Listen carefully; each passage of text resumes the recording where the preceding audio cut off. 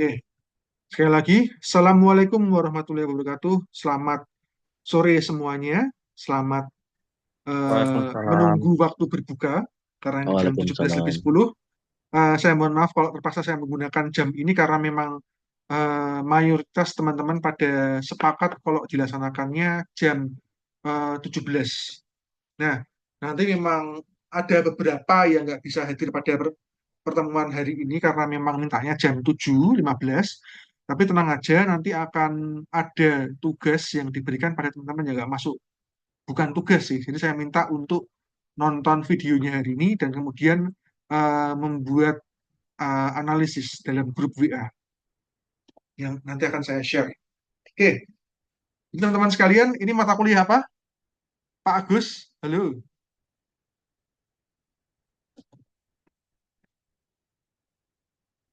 Pak Agus, ini mata kuliah apa? Perencanaan hukum ya, Pak? Ya, terima kasih. Bukan perencanaan ya, perancangan hukum. Nah, ini beda ya teman-teman sekalian, perancangan hukum dengan apa? Perencanaan hukum beda ya.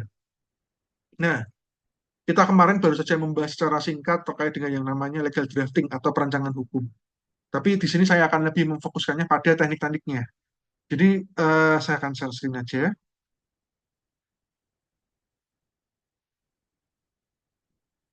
Oke, jadi teman-teman sekalian yang harus teman-teman sekalian pahami bahwa saat ini teman-teman sedang merasakan yang namanya kurikulum 2022 dari Prodi Hukum. Nah, kalau sebelumnya namanya teori perancangan hukum atau TPH. Di sini saya sebenarnya sangat mengemphasiskan ke kata teori. Sebenarnya nggak harus teori ya. Kenapa?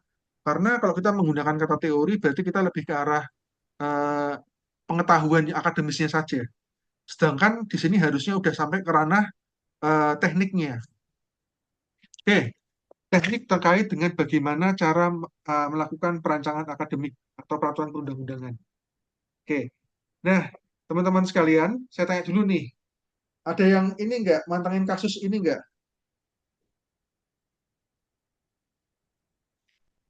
Ada yang mantengin kasus yang sedang viral hari-hari ini? Tamina, Pak. Pertamina, apalagi?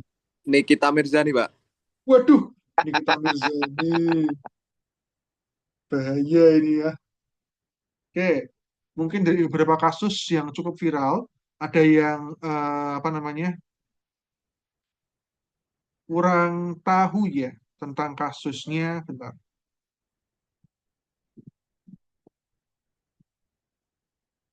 ini kok gede ya, sisi.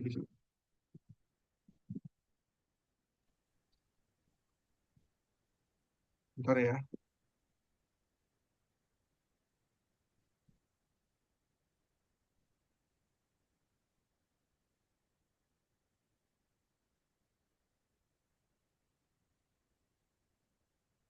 Oke.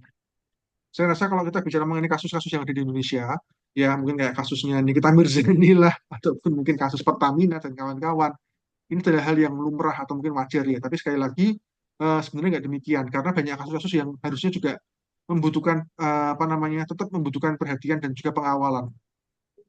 Salah satunya mungkin yang menjadi permasalahan dalam hal, apa namanya, sistemnya eh, pengadaan barang dan jasa di Indonesia, misal. Oke, teman-teman sekalian, mungkin di sini ada nggak yang pernah atau mungkin tahu saat ini bagaimana cara pemerintah melakukan pengadaan barang dan jasa? Mungkin pernah berkecimpung di sana? Ada? Pak Noviadi barangkali? Pengadaan barang dan jasa, Pak.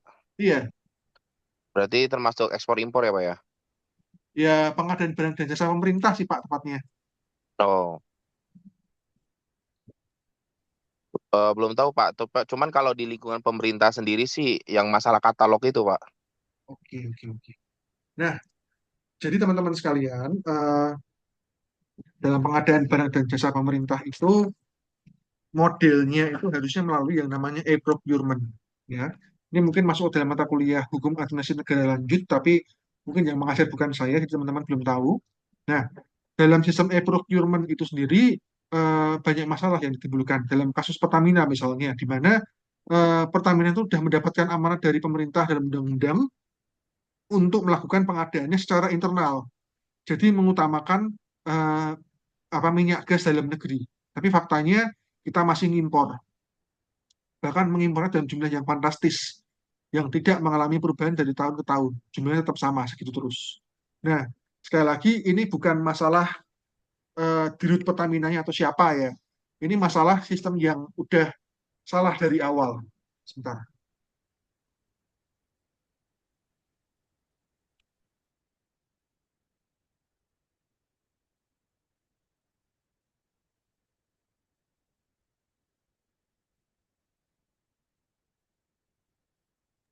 Oke, mohon maaf.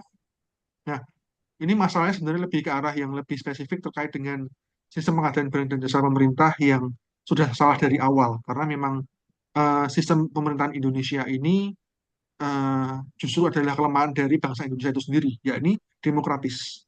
Saya ambil contoh, ya, mungkin udah mencuat banyak terkait hal ini bahwa dalam setiap kali ada kontestasi pemilu, baik pemilu kada ataupun pemilu, itu selalu ada yang namanya eh, gendong menggendong atau bawa membawa, sehingga ada yang namanya politik saling sandera, biasanya seperti itu. Sehingga ini juga mengakibatkan dalam hal procurement seringkali ada praktik balas jasa seperti itu. Sehingga apa otomatis ya pasti akan ada korupsi dan nggak mungkin enggak. Makanya memang banyak yang mengatakan udah saatnya kita mungkin ke zamannya Lee Kuan Yew, mungkin nggak zamannya di Singapura yang mereka berhasil karena sistem pemerintahnya sangat otoriter seperti itu. Nah, kembali ke tadi, dalam hal perancangan hukum, teman-teman sekalian harus tahu bahwa perancangan hukum ini berbeda dengan yang namanya eh, pembuatan kontrak. Ya, di sini udah dapat mata kuliah kontrak Hukum kontrak, Pak. siapa? Hukum kontrak yang ini ngajar. Pak Trubus. Oke. Kalau gitu, Pak Kolis sudah tahu, Pak, apa itu kontrak?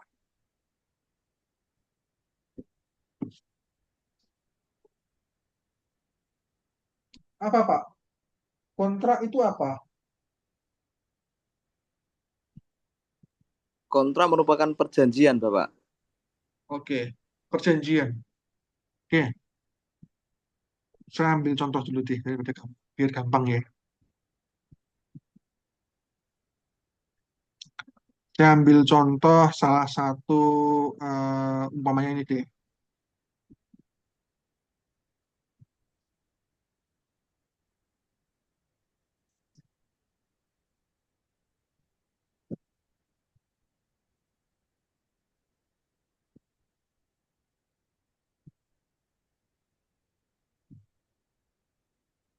Nah,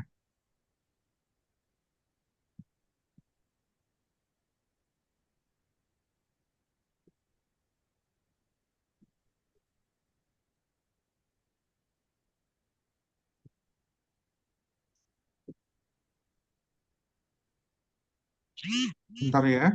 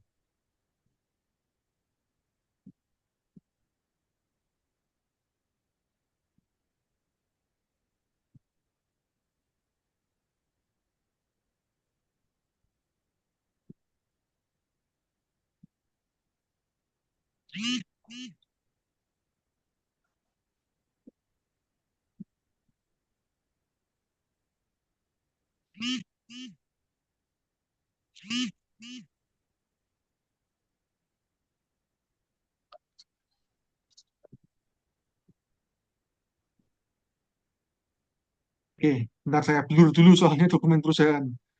Oke. Nah, saya ambil contoh ya. Ini sekali lagi adalah salah satu contoh dari yang namanya surat kontrak. Ya, teman-teman sekalian, kalau teman-teman sekalian pernah atau mungkin sedang saat ini terjun ke dalam dunia bisnis, nggak akan lepas dari yang namanya kontrak. Kontrak ini simpelnya merupakan perjanjian yang dilakukan antara dua belah pihak atau lebih.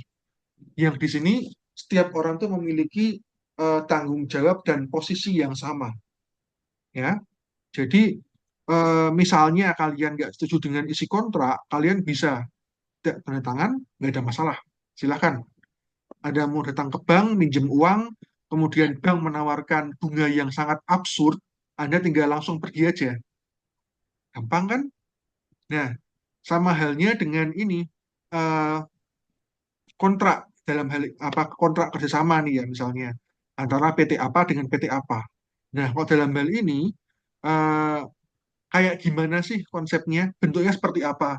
Pak Trubus pernah menunjukkan nggak kayak gimana contoh surat kontrak itu seperti apa? Pak Kolis pernah ditunjukkan Pak Trubus mboten? Contohnya seperti apa kontrak? Pernah Bapak, pernah dapat tugasnya juga.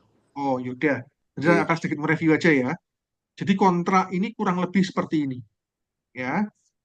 Nah, ada ruang lingkup kerjasama, ada hak dan kewajiban, ada tenaga kerja, ada klaim, ada hak harga apa misalnya, terus ada juga jangka waktu perjanjiannya seperti apa, dan kemudian bila ada force majeure seperti apa, penutup dan kemudian penyelesaian perselisihan dan lain-lain. Nah, konsepnya ini kurang lebih seperti ini, tapi dalam praktiknya bisa disesuaikan dengan keinginan masing-masing. Bisa mungkin ditambahi apa, itu adalah kontrak. Yang intinya adalah menyesuaikan antara keseimbangan hak dan kewajiban antara kedua belah pihak. Jadi kalau misalnya Pak Kusmadi ini mau kontrak kerjasama dengan kita, saya misalnya, ya harus ada keseimbangan bahwa apa yang apa namanya Pak Kusmadi sudah keluarkan itu sesuai dengan yang saya inginkan dan Pak Kusmadi juga mendapatkan imbalan yang sesuai dengan yang sudah kita perjanjikan Pak Kusmadi. Itu adalah kontrak. Nah, pertanyaan adalah sekarang bagaimana dengan yang namanya legal drafting atau pembuatan peraturan perundang-undangan? Ya, kembali ke gambar tadi. Nah, ini ya, gambarnya kurang lebih seperti ini, legal drafting. Oke, nah keunggulan dari kita mempelajari legal drafting ini nggak cuma terpakai nanti kalau misalnya teman-teman sekalian terjun ke dalam dunia pembuatan peraturan perundang-undangan yang ada di pemerintahan, tapi juga dalam eh, institusi apapun yang teman-teman dan saudara-saudara ini ikuti, yang sedang bekerja. Misalnya nih, Pak Noviadi, barangkali Pak Noviadi sebagai seorang direktur, ya, bisa membuat peraturan direktur misalnya, ya. Atau Pak Noviadi sebagai seorang dekan misalnya dapat membuat perdek, peraturan dekan. Saya sebagai kaprodi misalnya dapat membuat peraturan kaprodi, perkap. Nah, di sini eh, yang harus ditekankan di sini adalah apa? Legal drafting itu dia ini membuat peraturan apa membuat sebuah peraturan secara sederhananya yang dibuat oleh orang yang berwenang ya dan sesuai dengan tupoksinya dia ya. Maaf, saya tekankan lagi, dibuat oleh orang atau institusi yang berwenang dan sesuai dengan tupoksinya.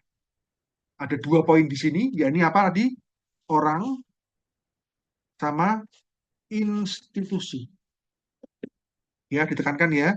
Ada orang, ada institusi. Ini berbeda, ya. Kalau orang jelas, misalnya mungkin peraturan rektor yang mengeluarkan adalah seseorang yang memiliki jabatan sebagai rektor. Peraturan dekan yang kemarin dekan. Peraturan kaprodi yang kemarin kaprodi. Begitupun seterusnya. Itu orang perseorangan yang memang jabatannya dia untuk itu. Dan yang kedua, instansi. Ini rapat apa ini menurut teman-teman sekalian?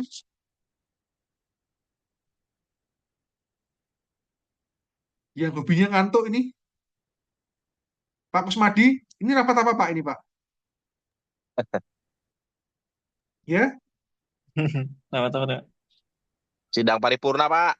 ya DPR ya Pak. Ya, Pak. Ini adalah rapat anggota DPR. Nah, DPR di sini yang kemudian bareng dengan Presiden membuat yang namanya undang-undang. Nah, di sini berarti yang membuat undang-undang nggak cuma satu orang saja, tapi adalah gabungan dari satu orang dan juga satu lembaga. Makanya muncullah undang-undang, ya. Jadi ada dua di sini ya. Ada yang peraturan peraturan perundang-undangan atau peraturan yang dikeluarkan oleh individu atau perorangan, sama yang dikeluarkan oleh institusi. Dan yang ditekankan lagi adalah apa? Ini harus sesuai dengan tupoksinya, sesuai dengan cakupan kewenangan mereka. Sambil contoh, saya posisinya sebagai apa misalnya? Kaprodi, ya. Bu Rektor mengeluarkan peraturan. Oke, berdasarkan ketentuan dari Kemendikbud, Kemenristek, bahwa eh, libur awal puasa dilaksanakan hanya pada hari Jumat misalnya. Terus kemudian saya sebagai Kaprodi, kemudian Bu Rektor mengeluarkan peraturan rektor yang menyatakan bahwa hari Jumat libur. Kemudian saya sebagai Kaprodi, waduh, kuliahku kurang iki. Kemudian saya ini menggunakan jabatan sebagai Kaprodi, saya membuat peraturan Jumat tetap kuliah. Bener nggak ini Pak Kolis? Eh, tidak tepat, Pak. Nah, benar sekali. Tidak tepat. Kenapa? Karena posisi saya di sini di bawah rektor. Jadi ada over authority di sini. Saya melangkahi kewenangan saya sehingga tidak dibolehkan. Hal yang sama juga berlaku, ya.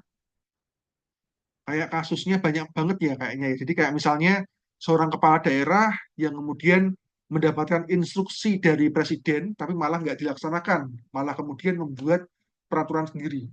Itu termasuk tidak sah secara ilmu legal drafting.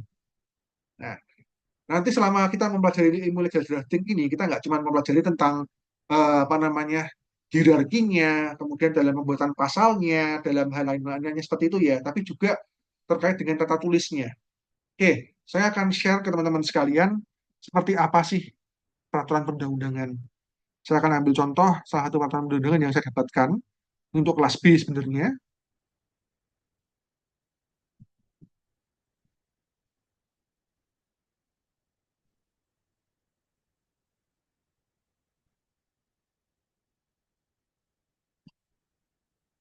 Oke, tapi sebelumnya saya tanya dulu nih, peraturan perundang-undangan dan undang-undang beda nggak Pak Kusmadi?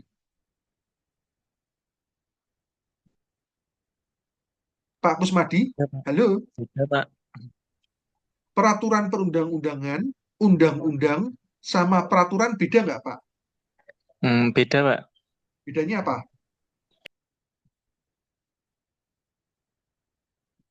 Hmm? Monggo, Pak Kusmadi.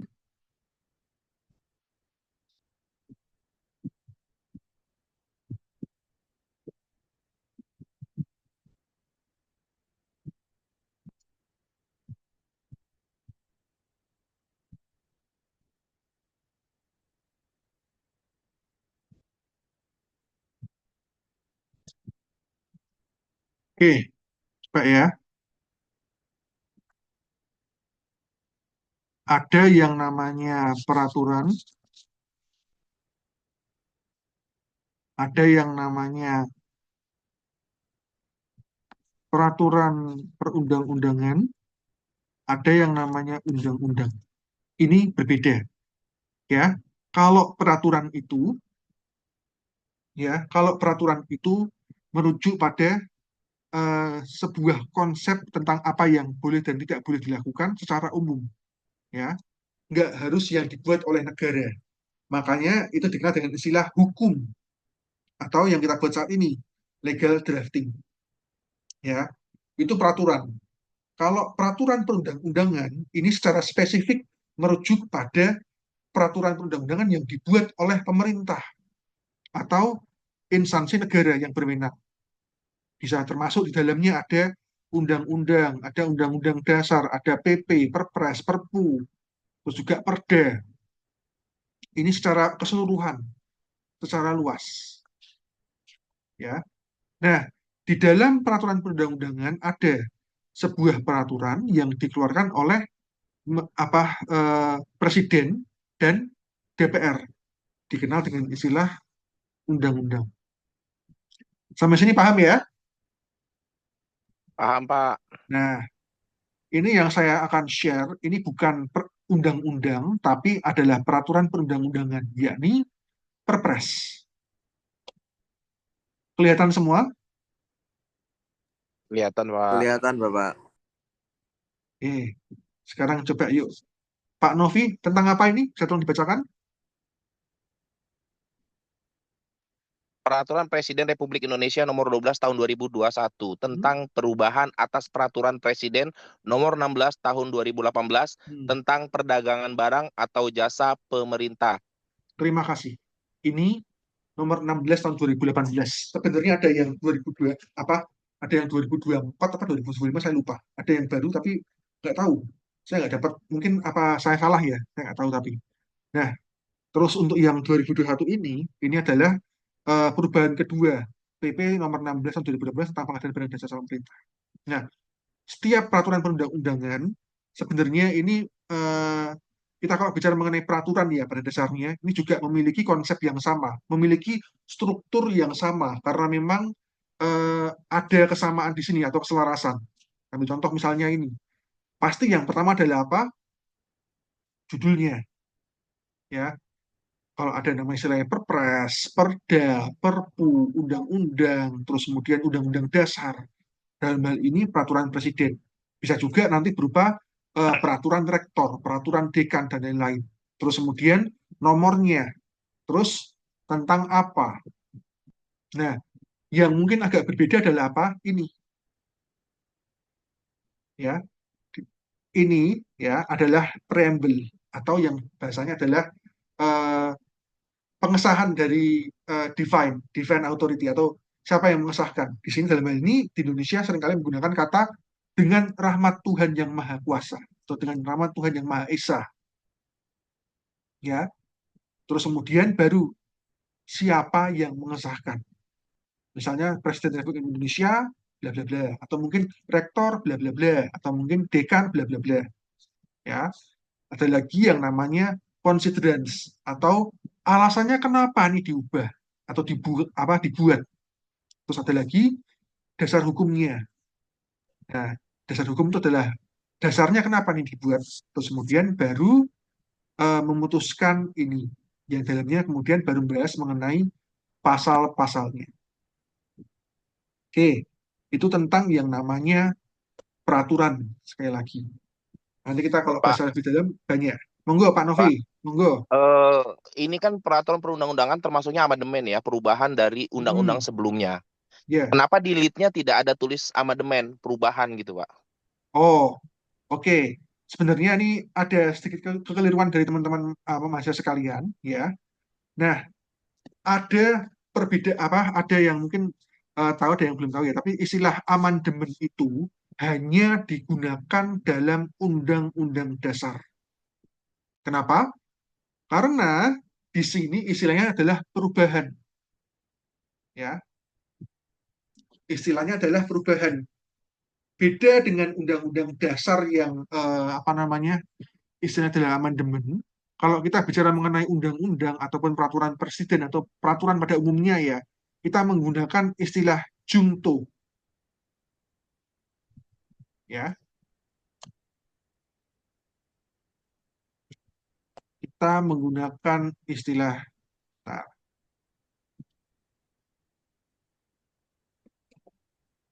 jungto. JUNCTO. Ya. Jadi modelnya itu nanti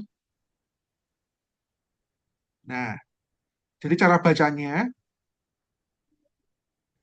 Peraturan Presiden Nomor Republik Indonesia Nomor 12 Tahun 2001 tentang perubahan atas peraturan ini. Atau bahasanya peraturan presiden nomor 19 junto pasal apa peraturan presiden nomor 16 tahun 2012. Nah, seperti itu ya. Itu penggunaan istilah junto atau mungkin langsung aja disebutkan perubahannya. Karena apa? Berbeda dengan undang-undang dasar yang menggunakan istilah amandemen. Nah, kalau di sini ya, kecuali kalau diatur lain ya apa dianggap yang tidak berlaku lagi, undang-undang sebelumnya masih berlaku. Tepatnya beberapa pasal sebelumnya masih berlaku. Ya, Pak Noviadi. Iya Pak, tapi ada beberapa PKS atau perjanjian kerjasamanya yang saya buat ketika dia terjadi perubahan, saya pakai nama itu adendum Pak. Oke, itu dalam kontrak Pak Noviadi, Iya, bukan kontrak dalam perjanjian undang-undang. kerjasama. Oh iya Ya, Pak. itu kontrak. Saya juga selalu menampilkan adendum. Saya share juga punya saya tadi. Nah, saya juga ada.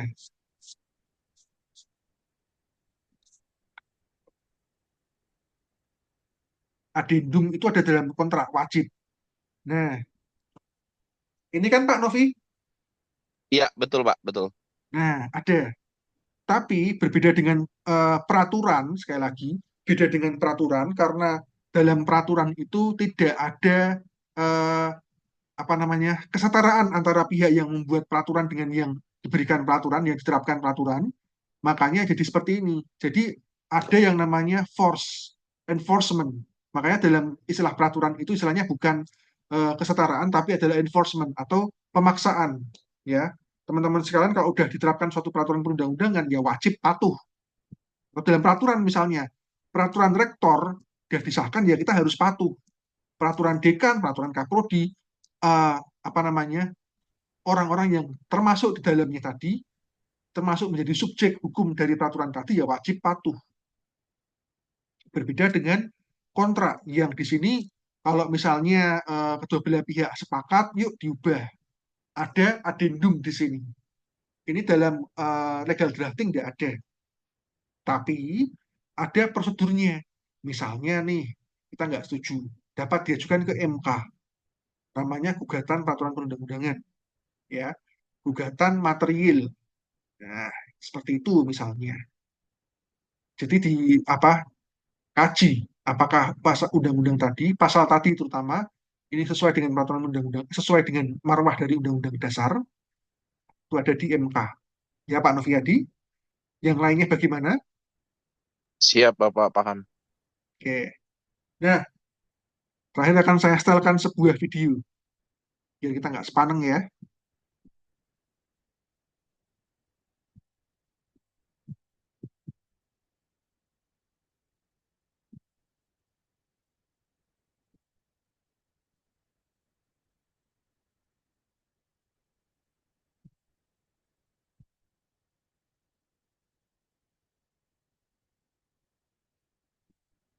Oh,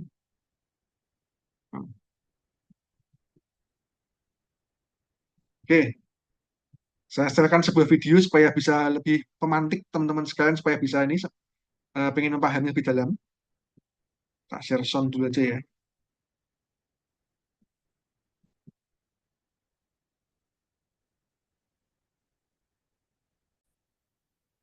Monggo. Nervous. It's Justice Canada, and it sounds very official, but everybody has been so welcoming and supportive. My name is Diana Smith, and I participated in a day in the life of a legislative drafter. The team here is very dedicated, very passionate about what they do, and they care about what they're doing and how it will impact all Canadians. I think you obviously need to know the law, but I've also found that a good knowledge of history helps because you can look back on things that have precedence and bring them forward to help inform new laws. I think that just knowing where we all come from and what we're doing together as a country, and so I think I've got a stronger sense of where I play my part. We did so much today that I'm still trying to filter it, but I think it was pretty special to be in the House of Commons and to be in the Senate and be able to go farther than most people get to go. I think it's been really kind of humbling to be part of today and really see how much people do to keep our country going. And even though it comes from our capital and it has a lot of sense of officialness, let's say, it has been fantastic. I don't think I comprehended the amount of things that I'd be exposed to and the great people that I'd meet. I feel very much taken care of today, as well as very proud to serve alongside all these great people. So it's been a great day, and I'm really, really happy that I had the chance. Oke, sebuah video singkat aja ya. Ini adalah sebuah video tentang A little keseharian, nervous. It's Justice Canada. ini sebuah video tentang keseharian bagaimana sih para legal drafter yang ada di Kanada seperti apa. Yang menurut saya cukup kita kaji ya, karena yang namanya legal drafter ini adalah sebuah profesi yang membuat peraturan perundang-undangan, yang mana kalau kita bandingkan dengan yang ada di Indonesia ini masih perlu banyak perubahan, perlu banyak improvisasi ya. Nah, teman-teman sekalian, kita harus tahu bahwa ini tolong yang ngomong siapa ini? Tolong bisa di- Mbak Sinta. Mbak Sinta. Oh, Mbak Sinta udah. Oke. Teman-teman sekalian, jadi yang kalau kita bicarakan mengenai yang namanya peraturan perundang-undangan, itu nggak cuma peraturan undang-undangan ya, tapi peraturan pada umumnya yang ada di Indonesia. Pak saya boleh bilang, masihlah jauh dari yang kita harapkan dari sebuah hukum yang ideal. Nah, teman-teman sekalian, dalam membuat peraturan ya, itu nggak cuma kita harus memperhatikan apa yang masyarakat inginkan dan apa yang stakeholder inginkan atau orang-orang yang berhubungan dengan itu yang inginkan. Tapi apa juga harus ada seninya, harus ada seninya. Kita ambil contoh lah misalnya, kalimat misalnya dalam pasal 27 ayat 1 Undang-Undang ITE. Ya, ada yang tahu nggak isinya apa? 27 ayat 1 Undang-Undang ITE.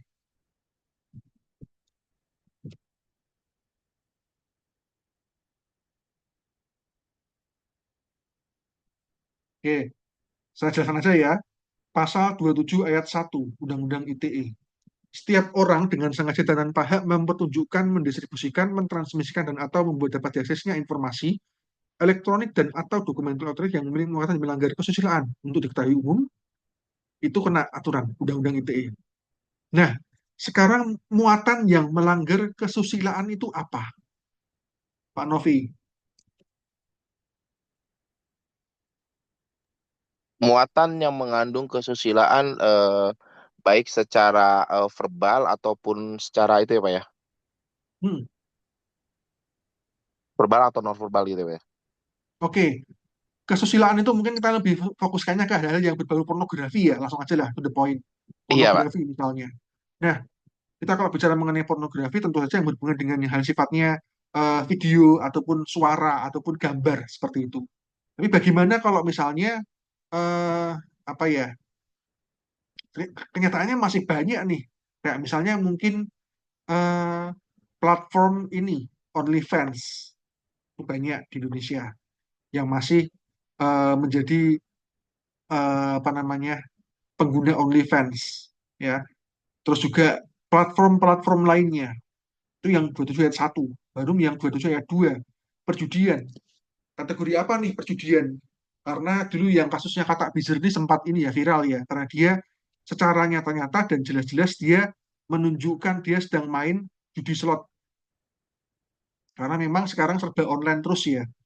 Dan bahkan baru-baru ini saja baru terungkap beberapa bulan lalu terungkap ternyata Kominfo Komdigi sekarang ya itu juga jadi salah satu yang terlibat karena terbukti menerima suapan dari para pemilik apa namanya akun-akun judul ini supaya dapat dipromosikan, dilepas ya kasarannya. Ini adalah fakta yang ada. Nah, maka dari itu ini menimbulkan sebuah pertanyaan. terkait dengan yang istilahnya adalah kesumiran pasal. Ya teman-teman sekalian. Jadi tujuan dari seni, Kak Sabil bilang ya, saya pakai kata istilah yang keren aja deh. Legal drafting itu seni. Dan tujuan dari seni bernama legal drafting itu apa? Untuk mencegah adanya kesumiran. Supaya dalam membuat peraturan itu tidak muncul multi tafsir atau kesalahpahaman. Maksudnya si pembuat undang-undang apa, tapi ternyata malah taunya hal yang lain seperti itu. Ini yang bahaya, ya. Ini adalah kesumiran. Nah, tujuan dari legal drafting adalah untuk ini, mencegah jangan sampai ada kesumiran. Oke. Nah, kira-kira itu aja. Apakah ada yang mau ditanyakan? Monggo. Oke, nggak ada. Kalau nggak ada, untuk yang tidak masuk hari ini, yang tidak mengikuti sesi yang jam 5 ini, ya, nanti silahkan diketik dalam grup WA terkait, saya kasih sebuah pertanyaan yang sederhana saja deh.